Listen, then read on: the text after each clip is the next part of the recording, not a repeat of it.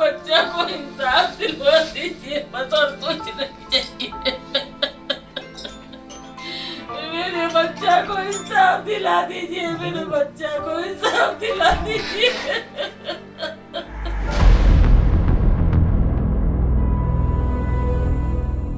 তিনি নাৰীৰ বাবে শেষ হৈ গ'ল এটি জীৱন।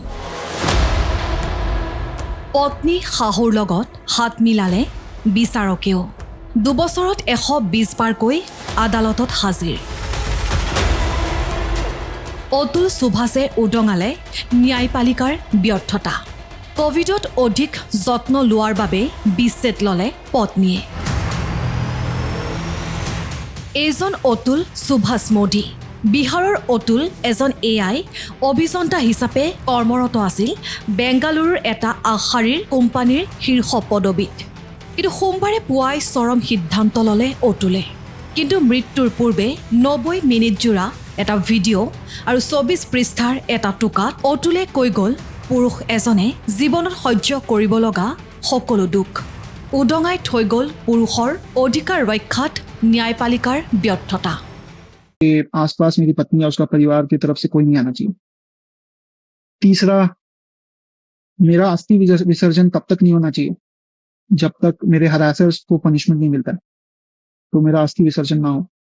अगर इतने सारी चीजें, एविडेंस और सब कुछ होने के बाद भी अगर कोर्ट, ये जज और मेरे बाकी के हरासर्स को पनिशमेंट नहीं देती है और बरी कर देती है, तो मेरा जो अस्थि है वहीं कोर्ट के बाहर किसी गटर में बहा देना चाहिए। অতুলৰ পত্নী নিকিতাও এটা আগশাৰী কোম্পানীৰ AI অভিযন্তা। কিন্তু অৰ্থলোভী নিকিতা আৰু নিকিতাৰ পৰিয়ালে বিবাহ বিচ্ছেদৰ নামত অতুলৰ ওপৰত বিগত 2 বছৰে চলালে অকথ্য নিৰ্যাতন। হত্যাৰ চেষ্টা আৰু 10 লাখ টকাৰ যৌতুক বিচৰাৰ নামত অতুলৰ লগতে অতুলৰ পিতৃ মাতৃ আৰু ভাতৃৰ ওপৰত জাপি দিলে মিছা গোচৰ। গোচৰৰ মীমাংসাৰ বাবে পত্নী নিকিতাই প্ৰথমে 1 কোটি আৰু পিছত 3 কোটি টকা দাবী কৰে। টকা দিব নোৱাৰিলে অতুলক আত্মহত্যা কৰিবলৈ কৈছিল পত্নী নিকিতাই। অতুলে এই ক্ষেত্ৰত উত্তৰ প্ৰদেশৰ পৰিয়াল আদালতৰ বিচাৰক ৰীতা কৌশিকৰ নামো উল্লেখ কৰি থৈ গৈছে। ৰীতা কৌশিকে তেওঁৰ হকে ৰায় দিয়াৰ বাবে দাবী কৰিছিল 5 লাখ টকা। जुडिशियरी से मेरी एक दरख्वास्त है कि मेरे माँ बाप और भाई को इन फॉल्स केसेस में और हरास नहीं किया जाए, इसे खारिज किया जाए, और मेरे हरासर्स को और इस करप्ट जज को, और ये माधव का भी इन्वेस्टिगेशन होना चाहिए, है ना, ये भी लाखों रुपए कमाता है, तो जरूर पकड़ा जाएगा। बेसिक से कोई इन्वेस्टिगेशन करेगा तो कोई ना माधव पकड़ा जाएगा। उसके पास प्रॉपर्टीज होंगी, पैसा होगा, जज के पास प्रॉपर्टी पैसा होगा एक्स्ट्रा करप्शन का, तो पकड़े जरूर जाएंगे। अगर कोई कहता 50 रुपए तो ये हर कोई देता है, ये तो कोई ना कोई तो सामने आके बोलेगा कि 50 रुपए घूस लिया मैंने, तो ये तो सार्वजनिक बात है। अगर ये सब भी नहीं पकड़ पाते हैं तो फिर मेरी अस्थियां बहा दी जाएं गटर में। কোভিডৰ সময়ত প্ৰথম অতুল আৰু নিকিতাৰ মাজত সংঘাত আৰম্ভ হয়। অতুলে কোভিডত আক্ৰান্ত নিকিতাৰ যত্ন লোৱাক লৈয়ে প্ৰথম সংঘাত আৰম্ভ হয় আৰু নিকিতাই সন্তানসহ আঁতৰি যায়। All will be in the case details. So very particularly regarding to his personal life, what I know is that during COVID times, he was taking care of his wife and a kid, and they were during the second phase of COVID when it was at a high peak. His wife was also infected with COVID and she had a lot of issues. So he went ahead to procure medicines for her, and she wasn't eating it on time, and that created some friction, and that escalated into multiple issues, and then she left him along with the baby, and he could not see his son, and so all of these were the problems, right? So all of these were the genesis of his problems.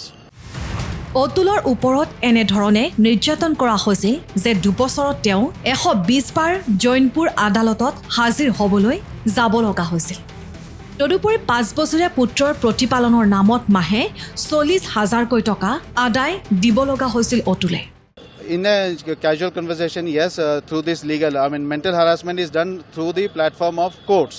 So when you have 9 cases running, and when you have to go to the courts 120 times in 2 years, it's like a tremendous amount of stress on you. From Bangalore all the way to Jaunpur, there is no direct flight, so he has to go to some other city, catch a bus, and then go over there. And sometimes there is a choice that if the opposite party doesn't come, then you will get a new date. So all these efforts that he spends is gone waste in that trip. He has to take leave, he has to manage his work. As I said, he is working for a reputed company at a reputed position. So it carries a lot of responsibilities, and amongst those responsibilities, he has to go over there, and if the cases doesn't move properly, those are all are the stress that comes. And one particular point that I got to know recently from him was that he got a maintenance order for his son, who is barely 4 or 5 years old, 40,000 rupees per month. So now you say a child, if it has to be brought up in a tier 3 city like Jaunpur for 40,000 rupees per month, then it means you should not have any more children in India, right? It is so expensive. অতুলৰ ওপৰত এনেকৈ নিৰ্যাতন কৰা হৈছিল যে এটা গোচৰ শেষ হলে আন এটা গোচৰ জাপি দিয়া হৈছিল। उनको हो क्या रहा था? उनको कुछ नहीं, उनको तो 40 बार बेंगलोर, कम से कम 40 बार गया होगा बेंगलोर से जौनपुर, और माने इतनी धारा उस पर, एक खत्म हो जाता था केस तो दूसरा लगा देती थी। इस बात के कारण जो है तो भीतर से फ्रस्ट्रेट था, लेकिन हम लोग को महसूस नहीं होने दिया कि क्या है नहीं है। एकाएक हम लोग को खबर गई है कि वो अपना पूरा मेल वगैरह हमारे छोटे लड़के को रात में किया है, 1:30 बजे 2 बजे, हमारे पास 3 बजे उसका फोन आया है। उसके बाद हम लोग कैसे कैसे करके वहां से पटना आए हैं, एयरपोर्ट पटना से बेंगलोर पहुंचे 4 बजे शाम में। বহু পূৰ্বৰ পৰাই অতুলক বেয়া ব্যৱহাৰ কৰি আহিছিল নিকিতাই। 100% सच है, 100% सच है। उसमें एक आध इल्जाम छूट गया हो तो भले, लेकिन जितना इल्जाम वो को याद होगा उतना लगाया हो तो एकदम सही है। मतलब आपके बेटा हेरासमेंट बहुत हेरासमेंट था उसके साथ। हमारी वाइफ 4 महीना रही है, इसको डायबिटीज नहीं थी, वहां के टेंशन को देख के वो देखती थी, वहां की जो स्थिति है उसको देख करके इसको डायबिटीज हो गई। मतलब आपके बेटे के अतुल के साथ रहती थी? हाँ, नहीं गई थी, उसको प्रेग्नेंट थी तो हमारी वाइफ को हमने भेजा था, अकेले हम रहते थे वहाँ बिहार में, इसको भेजा था कि वहां पर मदद करना है बहू की। वहां का जो देखती थी ना, उसका जो आचार विचार, इसको देख करके थोड़ा सा इसको भी बहुत टेंशन होता था, लेकिन बोलती नहीं थी। हमारे लड़कों को अब कितना टेंशन होता होगा हम नहीं बता सकते हैं। পুত্ৰৰ এই অকাল মৃত্যুৰ পাছৰ পৰাই কান্দি কাটি অৱস্থা কাহিল হৈ পৰিছে অতুলৰ মাতৃৰ। मेरे बच्चा को इंसाफ दिलवा दीजिए, बस और कुछ नहीं चाहिए। मेरे बच्चा को इंसाफ दिला दीजिए, मेरे बच्चा को इंसाफ दिला दीजिए।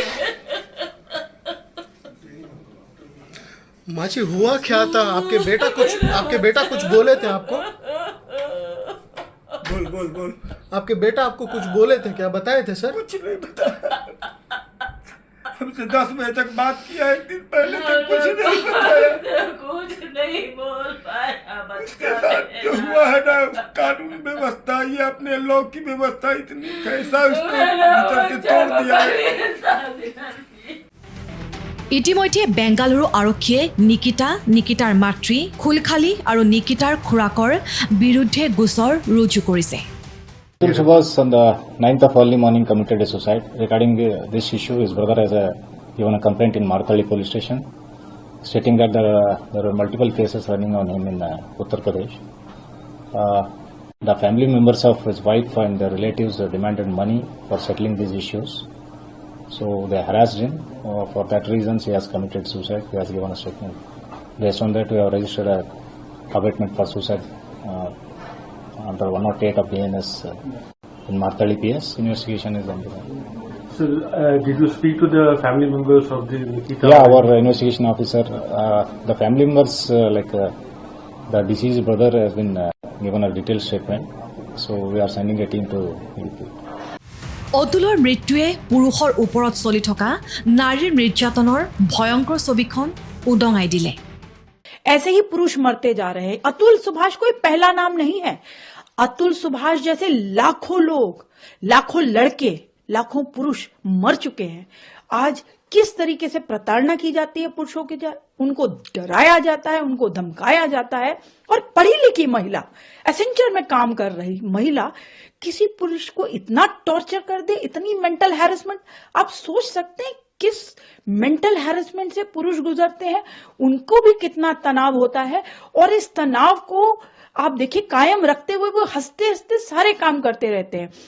लेकिन जब उन्हें मजबूर किया जाए बार बार ये बोल के कि सुसाइड कर लेना, तू सुसाइड कर लेना, तू सुसाइड कर लेना, तो उसे मजबूर कर दिया। The system has failed. আৰু এই ঘটনাৰ পিছতে নিকিতাই কৰ্মৰত হোৱা কোম্পানীটোৰ পৰা নিকিতাক বৰ্খাস্ত কৰাৰ বাবে ইণ্টাৰনেটত দাবী উঠিছে।